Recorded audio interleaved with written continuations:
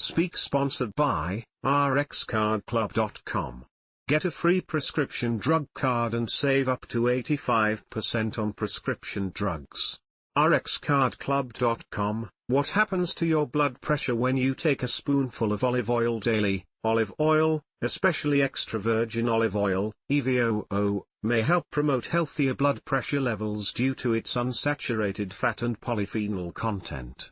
Olive oil can benefit heart health by combating oxidative stress, improving endothelial function, and relaxing blood vessels.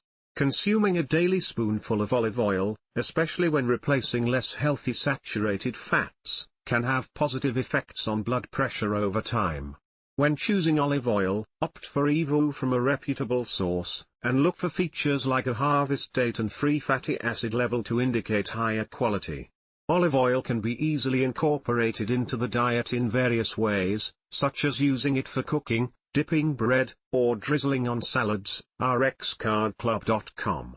Get a free prescription drug card and save up to 80% on prescription drugs.